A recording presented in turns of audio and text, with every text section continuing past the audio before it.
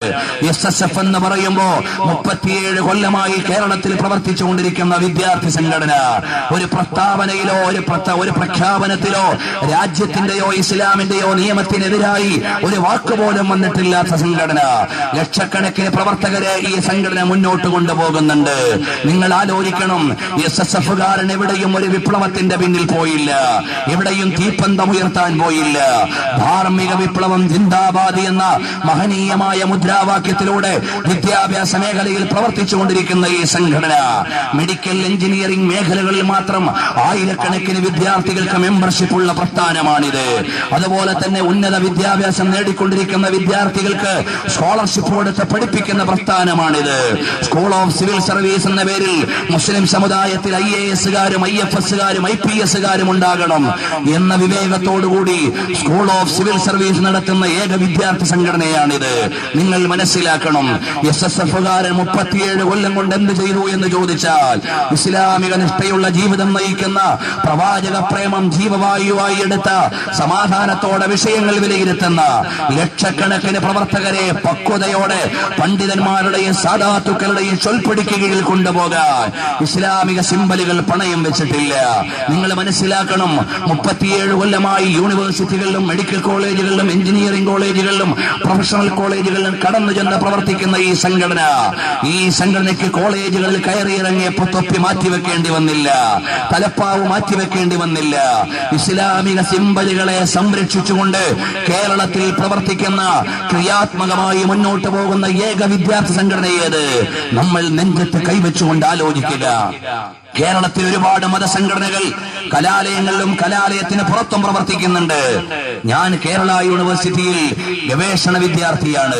എന്റെ സഹപാഠികളും സഹപ്രവർത്തകരും വ്യത്യസ്ത യൂണിവേഴ്സിറ്റികളിൽ പഠിച്ചുകൊണ്ടിരിക്കുന്നവരാണ്. ഞങ്ങൾ കലാലയത്തിന്റെ നറുമുറ്റത്തേക്ക് കടന്നു ചെല്ലുമ്പോ തലപ്പാവ് തടസ്സമായില്ല, ഞങ്ങളുടെ വിദ്യാർത്ഥികൾക്ക് തൊപ്പി തടസ്സമായില്ല. അങ്ങനെ ഇസ്ലാമിക സിംബലുകളെ പാലിച്ചുകൊണ്ട് നമ്മുടെ സെക്യുലറിസ്റ്റ് രാജ്യത്തിന്റെ നിയമങ്ങളെ പരിപാലിച്ചുകൊണ്ട് മുന്നോട്ട് പോകുന്ന ഈ വിദ്യാർത്ഥി പ്രസ്ഥാനത്തിന് വിളിച്ചു പറയാനുള്ള ഏറ്റവും വലിയ സന്ദേശം എന്താണെന്നറിയുമോ? ലാ യുഅ്മിനു അഹദുകും ഹത്താ അകൂന അഹബ്ബ ഇലൈഹി മിൻ വാലിദിഹി വവലദിഹി വന്നാസി അജ്മഈൻ. അഖിലാണ്ട ജനങ്ങളെക്കാളും സർവസ്വങ്ങളെക്കാളും പ്രവാചകർ സല്ലല്ലാഹു അലൈഹി വആലിഹി വഅസ്ഹാബിഹി വസല്ലമ തങ്ങളെ പ്രണയിക്കുന്നതുവരെ നമ്മുടെ ആരുടെയും വിശ്വാസം സമ്പൂർണ്ണമല്ല. ഇതുതന്നെയാണ് സുന്നി യുവജന സംഘം വിളിച്ചു പറയുന്നത്. ഇതുതന്നെയാണ് അമേരിക്കയിലും ബ്രിട്ടനിലും അറബ് രാജ്യങ്ങളിലും യൂറോപ്യൻ രാജ്യങ്ങളിലും എല്ലാ രാജ്യങ്ങളിലും പ്രവർത്തിച്ച് ഇസ്ലാമിക മുന്നേറ്റത്തിന് കാര്യക്ഷമമായി കാൽവെപ്പ് നടത്തുന്ന കാന്തപുരം AP അബൂബക്കർ മുസ്ലിയാർ.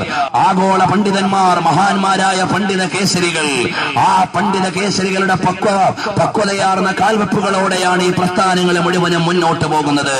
ഞങ്ങൾക്ക് കേരളത്തിൽ എന്തുണ്ട് എന്ന് ചോദിച്ചാൽ എക്സ്പ്ലോസീവ് ബാക്ക്ഗ്രൗണ്ട് ഒന്നും ഞങ്ങൾക്കില്ല. ഞങ്ങൾക്കുള്ളത് താജുൽ ഉലമാ ഉള്ളാളതങ്ങൾ എന്ന മഹനീയമായ ആത്മീയ നേതൃത്വം.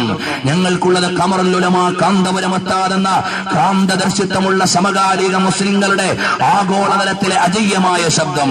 ഞങ്ങൾക്കുള്ളത് ബഹുമാനപ്പെട്ട നെല്ലിക്കുത്ത് ഉസ്താദ് എന്ന ആത്മീയ പണ്ഡിത കേസരികളിലെ അഗ്രേസരന്മാരിൽ ഒരാൾ. ഞങ്ങൾക്കുള്ളത് പൊന്മള അബ്ദുൽ ഖാദിർ ഉസ്താദ് എന്ന് പറയുന്ന തികഞ്ഞ മതപണ്ഡിത നേതൃത്വം. ഞങ്ങൾക്കുള്ളത് ആദർശ കേരളത്തിന്റെ ആത്മാവായി മാറിയ ബഹുമാനപ്പെട്ട മൗലാന പേരോട് ഉസ്താദ് അടക്കമുള്ള നിരവധി പണ്ഡിത കേസരികളുടെ വലിയൊരു നിര. ആധികാരികമായി മതത്തെ ഓഥന്റിക്കായി കൈകാര്യം ചെയ്യാൻ ഞങ്ങളുടെ നേതൃത്വത്തിനുണ്ട്, നമ്മുടെ കേരളീയ മുസ്ലിങ്ങൾക്കുണ്ട് എന്നത് അഭിമാനത്തോടെ നാം തിരിച്ചറിയേണ്ടതാണ്.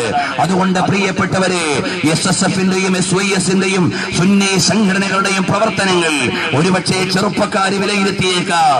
ഇവരെന്താ ഇവിടെയും മൗനം ദീക്ഷിക്കുന്നത്, സമാധാനത്തോടെ മുന്നോട്ട് പോകുന്നത്?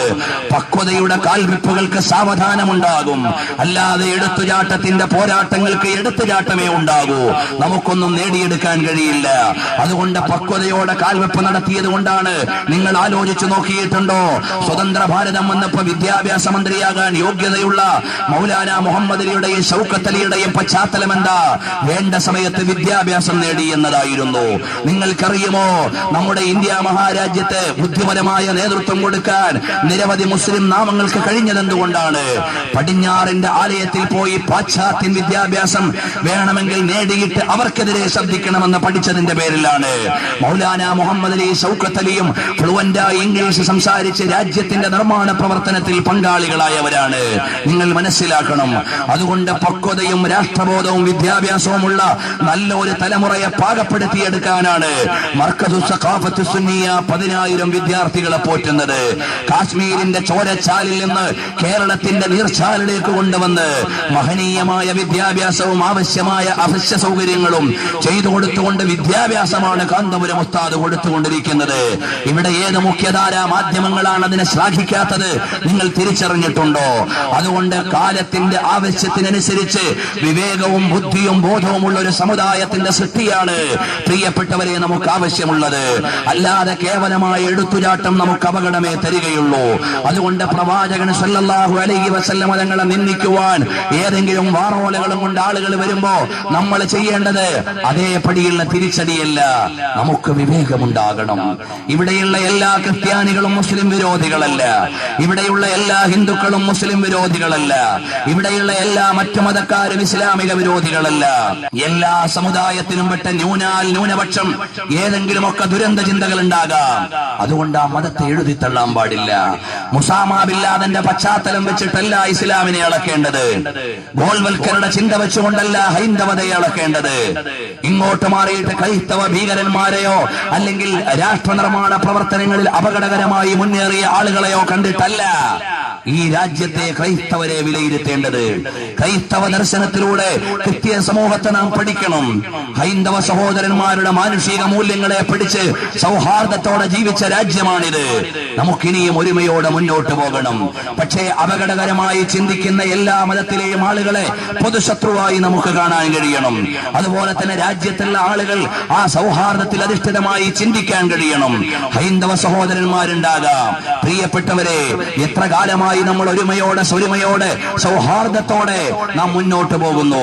അതുകൊണ്ട് ആ സൗഹാർദ്ദ സ്നേഹതലങ്ങളെ മുഴുവനും ആവഹിച്ച് നല്ല ശാന്തമായ മുന്നോട്ട് പോക്ക് നടത്തിയാൽ ഇനിയും ഒരുപാട് വിജയിക്കാൻ